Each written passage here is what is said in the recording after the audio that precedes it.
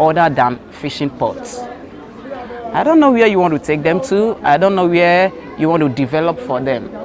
The only place they can live peacefully is at the fishing ports.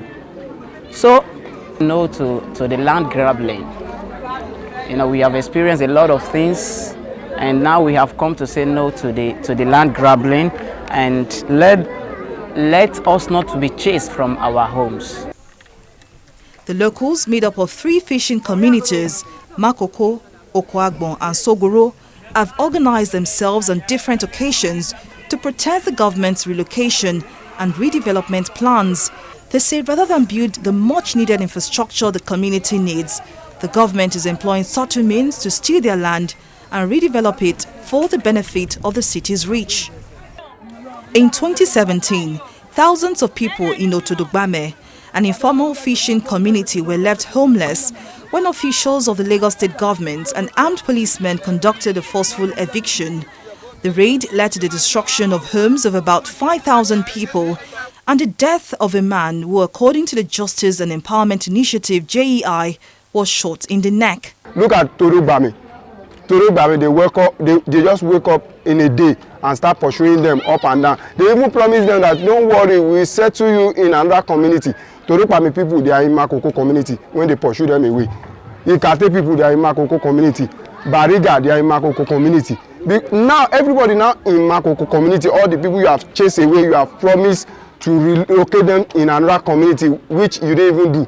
And you now chase them to, they run into Makoko community. Now the government and the developer again, they came in that they want to collect Makoko away from us. These particular people are the people that spoil Otodogbame. They went to Otodogbame. They sound-feed the waterfront. They make it impossible for the people, the fishing people, to move outside. Since they can't move outside, they use the sound to block the waterfront and then wage war on them, calling the touts, the police, without informing the governor. So when they started this thing, they killed more than 5 people were killed during Otodogbame first eviction that took place in 2017.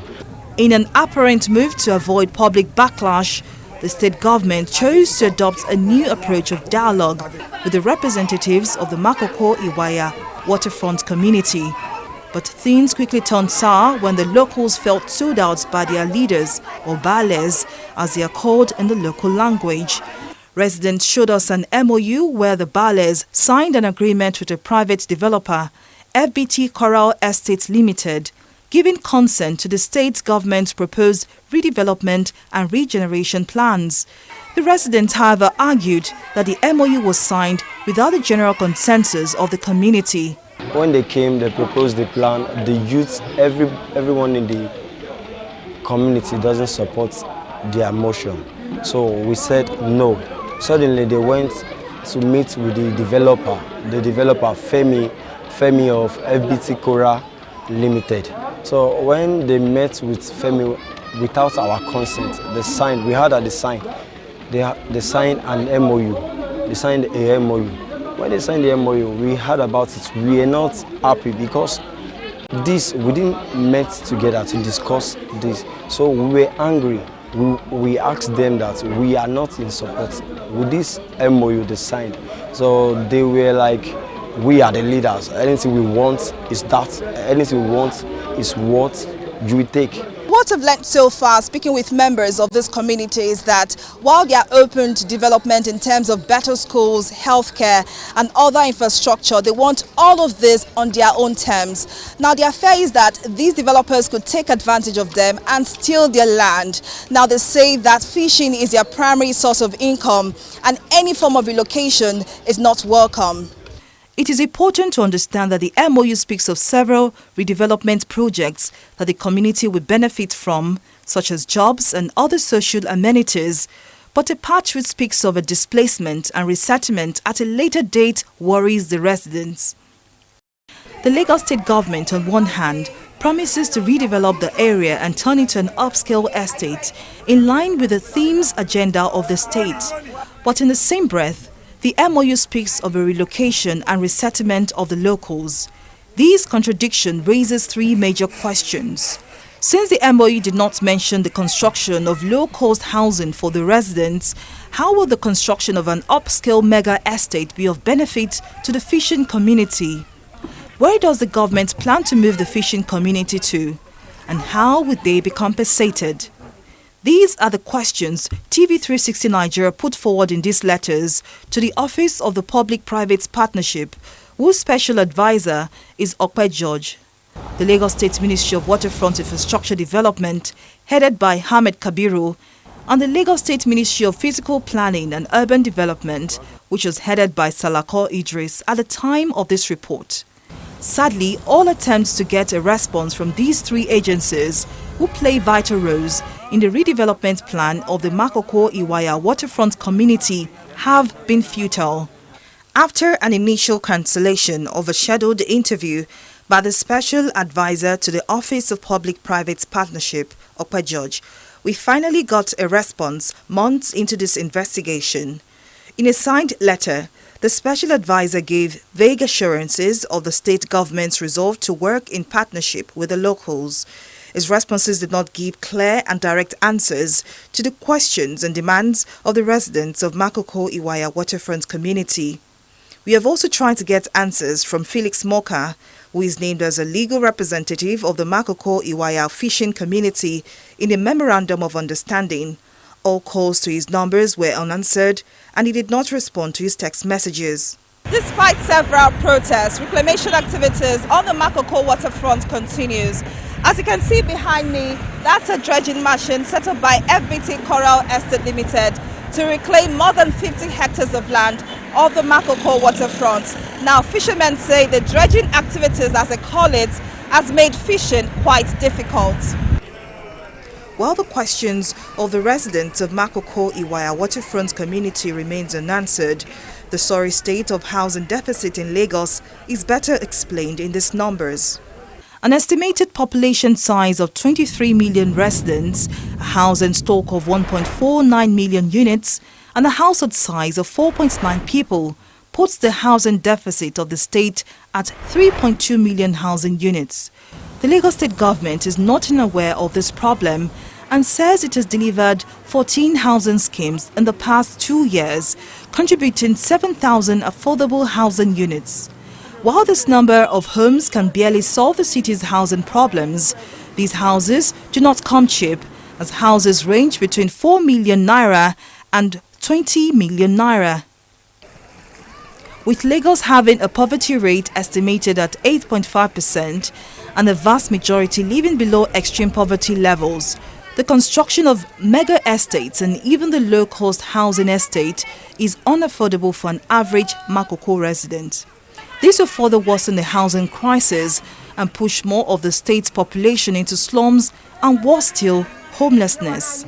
To better understand the state's housing situation, I paid a visit to Lukman Oshodi, an infrastructure and development expert who led a research team in 2016 on the Lagos State government's past and present policies and projects that border on urban regeneration, housing and infrastructure development in the state, especially mega projects. Oshodi tells me some of his research outcomes. If you look at the city of Lagos and the development orientation, all this resettlement, relocation, they are yet to be fully adopted as a culture of development processes in Lagos. If you look at development trajectory of Lagos, there is no way you can have a new development without some level of demolition and all that. But the process of going about that demolition so that it doesn't really expose the dignity of the people who reside in those places into danger, into ridicule.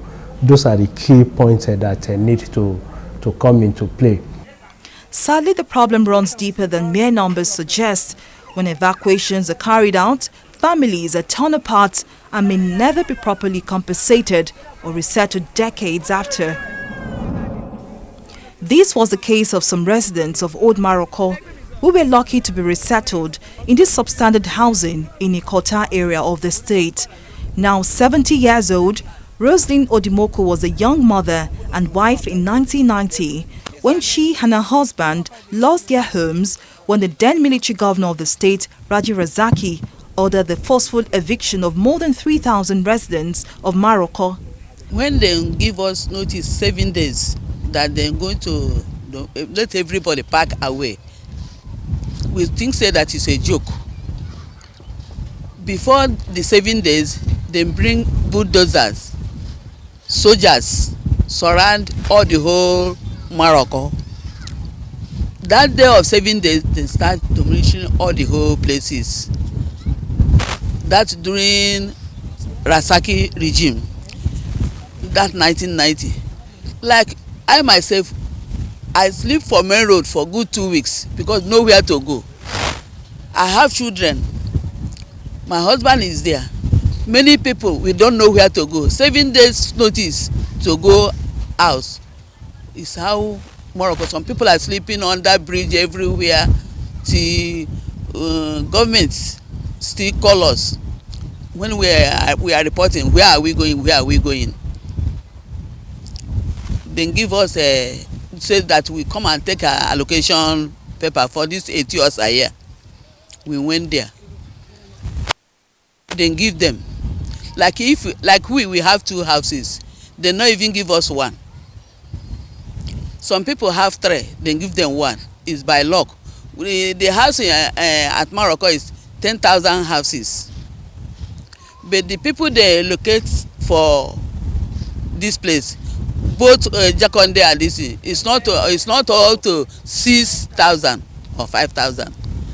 You see, when this thing happen, then give us allocation paper. Everybody comes to find the zone house here, and when we get, some people get the place, they enter. When that time there is no window, it's uncompleted building. Yeah, there no window, no door, no nothing. Like this bridge now, many people die because nowhere to hide themselves. Before we use zinc and everything, putting for the doors and this thing. After then call us again for roofers. Even they give us paper for the roofers for doors and the roofers, and we take it and come and fix it by ourselves. While the eviction has been described as one of the largest forced evictions in Nigerian history, the people still face the threat of losing everything as land grabbers and encroachers threaten them daily.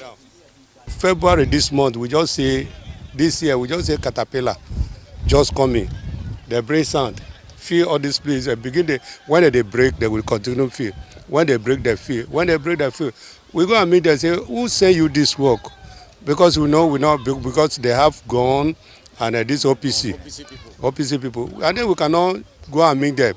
We send people go and meet them. Where are you coming from? Who send you? They say they want to develop care. If you want to develop, not be develop. If you never see us, why you say you want to develop this place? Nobody against developer. The only thing, if you want to develop, you have to come to our community and ask us, say, what happened? This is our landlord or this is the landlord. Well, we don't discuss with you, just continue to break our house. We just begin to drag. After when we drag, they don't give us any results. We have to go back. We go to, during that time, there's one court when they go for Yaba. We went to the court, we complained, they said we should bring our allocation paper for court. We submit all our allocation paper. Still, we tell the court, say, they are breaking the house.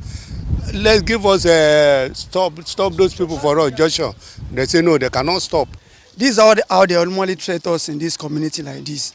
You see these people we are seeing there, so he's accusing the landlord association. They are the land grabber and they are the agent of the land grabber. They are working for Manuel Eberu and they are working for Yemi Idowu, which is the aircon owner. So that is the way they threaten our in 2017-2018. They kill like our 4 or 5 men. When they come again, this 2022 again now, there's an old woman, slum.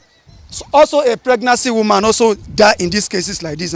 Even though around 2:30, they also tormenting. If you are a landlord, you show your first data like this, they will start tormenting you that they will be putting fears in your body, they will kill you so that you will not be able to move front to come and push them away. We're just about running up our interviews with the residents of Ikota Estate when a security operative who did not identify himself came to us and ordered us to pack up our cameras. He also accosted some of the residents. He said they encroached on the area, and he also threatened to identify them and deal with them if they do not leave that area. He was also seen filming some of us and the residents to leave. Now, in response, the residents have told him that this is their land, and they also tell me that this is the way these unknown security operatives come around to harass them. Makoko isn't the only community in the threat of an eventual displacement, and Old Maroko is just one of several communities that have ceased to exist. Believe it or not, this part of Lekki in Etiosa local government area used to be a thriving town of Maroko, which more than 300,000 residents called home. Maroko was adjacent to Ikoyi and east of Victoria Island. While all traces of old Maroko has been destroyed to make way for this affluent neighborhood, the original residents make do with substandard housing given by the Lagos State government as compensation. The human and psychological effects of their eventual eviction and the apprehension of what the future holds reflect in the dynamics of human dignity, protection of aquatic life, and preservation of indigenous communities in Lagos State. Folashade Ogrinde, TV360 News.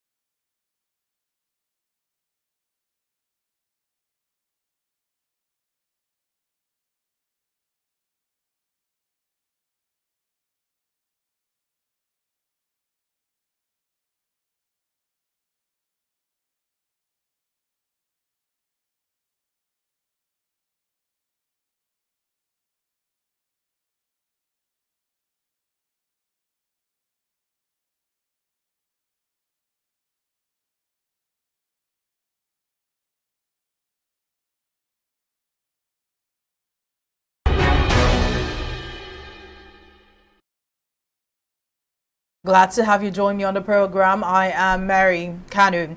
Now, in what many might describe as a drama-filled supplementary election in Adamawa State, Governor Amadou Fintiri has been announced winner of the April 15 supplementary governorship elections exactly 1 month after the March 18 polls. Recall that Adamawa State resident electoral commissioner Hudu Yunusa Ari had illegally declared Aishatu Dahiru winner after the governorship supplementary election held on Sunday. However, the Independent National Electoral Commission (INEC) swiftly denounced the purported declaration and suspended the collation of results of the supplementary election. In the rerun, Fintiri, the incumbent governor and candidate of the People's Democratic Party, polled 9,337 votes, besting Senator Aishatu of the All Progressives Congress, who scored 6,513 votes. At the end of the entire exercise, the returning officer, Mele Lamido, declared Fintiri winner with 430,861 votes over Binani's 396,788 votes. Binani, the candidate of the APC, sought to become the first woman to be elected state governor in Nigeria. Now, to speak more on the recent development in Adamawa State, political affairs analyst Charles Ideho joins me now. Thank you very much for joining me. Now, all through the elections, Nigerians watched as various levels of political drama unfolded in Adamawa State. But generally, what are your thoughts on the governorship elections in the state? Okay, well, let me say that I personally say we can give a self-belief because when you look at the 36-state structure of Nigeria plus Abuja, we had one state that was almost voting us on us.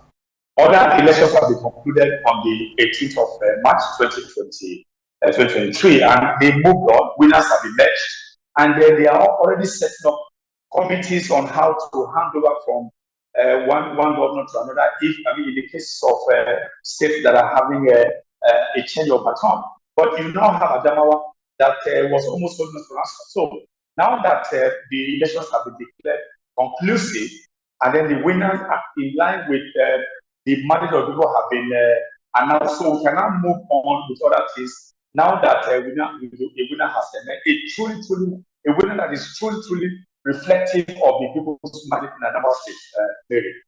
All right now, but then again, how would you assess INEC's handling of the whole situation in the state? Because we saw, that the March 18 election was inconclusive, which then led to the supplementary elections. And, we also saw the premature announcement of Binani as winner. So how would you rate INEC's performance in the state?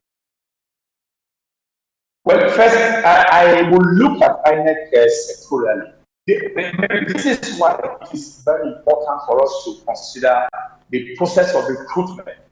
If you recruit very wrong people into places of that you are going to be requiring them to work above board, then this is what you get. So remember that time that President Muhammadu Buhari, he now brought out a list of appointees, people who are going to be state press and all that.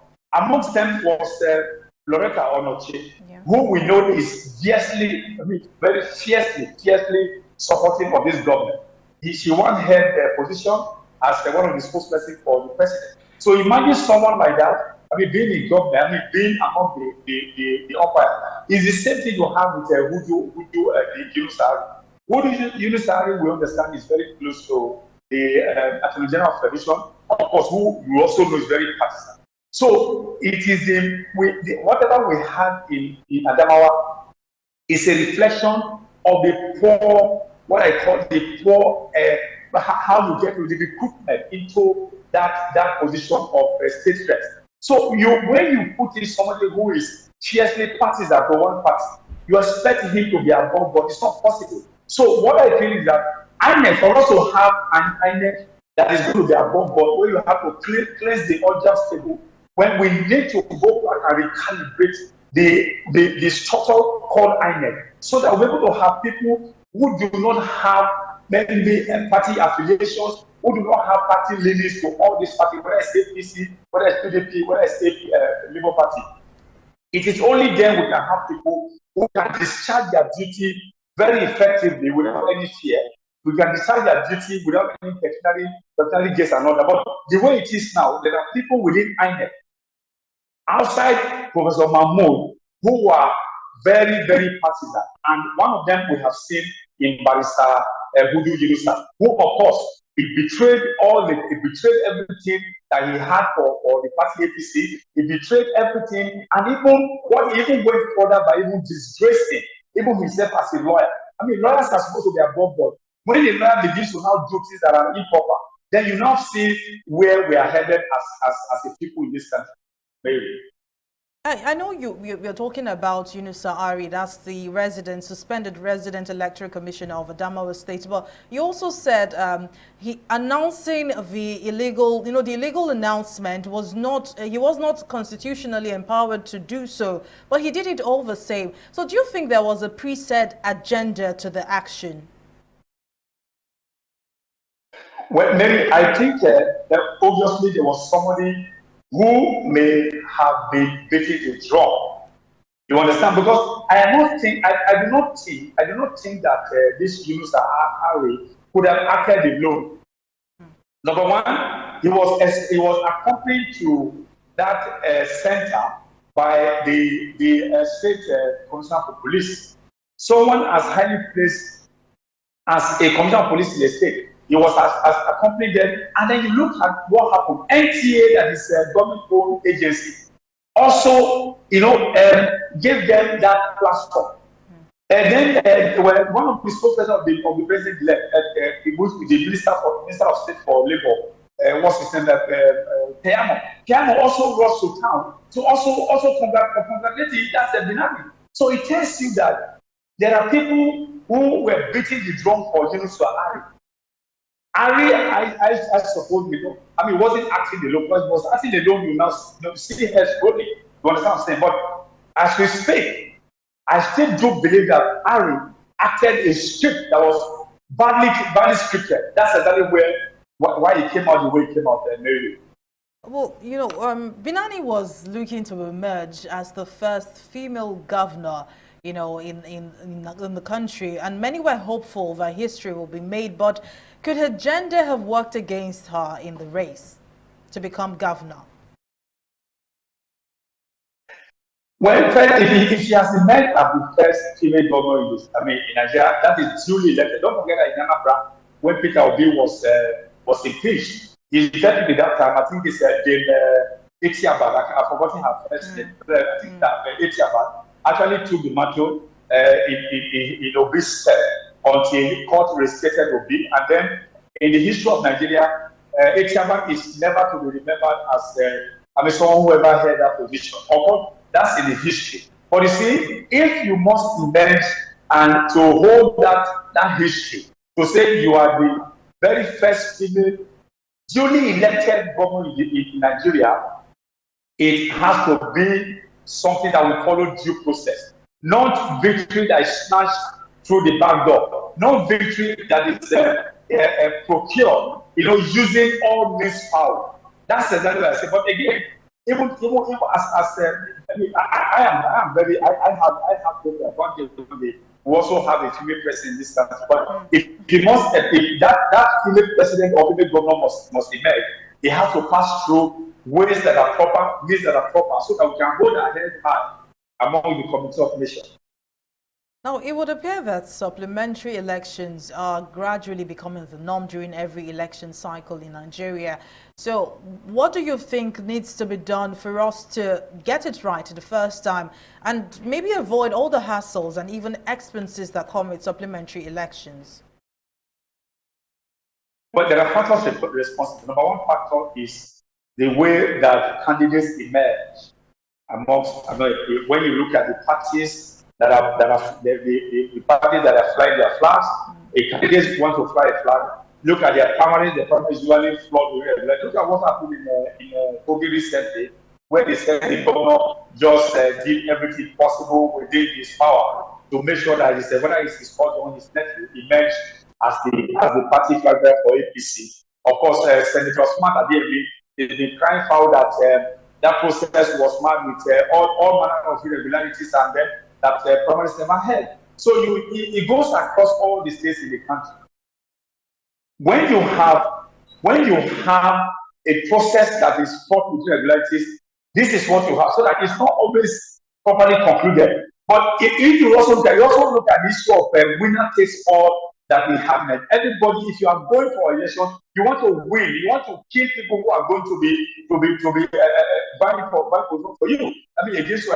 So that's exactly what we need to do. That for us to have an election to be truly representative of the people's mandate or the will of the people, we need to ensure that people who remain as flag bearers are those ones who the party see fit to indeed, have that power to command the people's respect. But when you pass people through the back doors and then you find this kind of, there's no way to not go into some of this inconclusiveness, and then you now have a supplementary parties, supplementary election.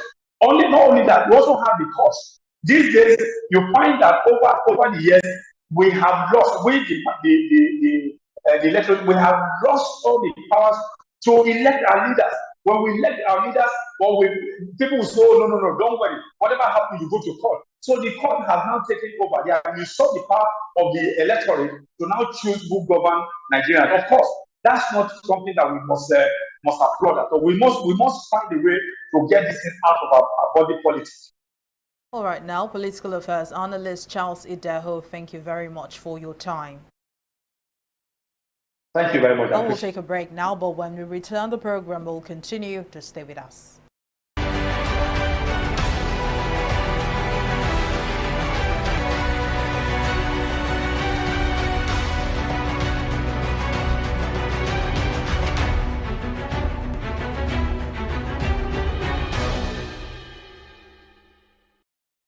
All right, welcome back. Nigerians began a new week with members of aviation unions embarking on a two-day warning strike, leaving passengers stranded in airports. The unions comprise the National Union of Air Transport Employees, Air Transport Services Senior Staff Association of Nigeria, the National Association of Aircraft Pilots and Engineers, and the Association of Nigerian Aviation Professionals. The union workers had earlier, in a notice to their members across airports in the country and aviation agencies, issued a two-day warning strike to press home their demands over non-implementation of condition of service and other welfare-related issues in the next 7 days. The unionists, after the end of their two-day warning strike, have vowed to shut down the airspace to jolt the attention of the current administration. Well, for more insight into the industrial action and demands of the aviation union workers, the General Secretary of the Air Transport Services Senior Staff Association of Nigeria, Francis Akinjole, joins me now. It's good to have you join me. Now, the Aviation Ministry has said, that the strike was unnecessary and that discussions could only be done in an atmosphere of peace and mutual respect. Why then did the union decide to embark on the two-day warning strike? Well, as we have been informing the general public, we have been on this for years now. We are also alive to the fact that strike is something that is not necessary in the aviation sector.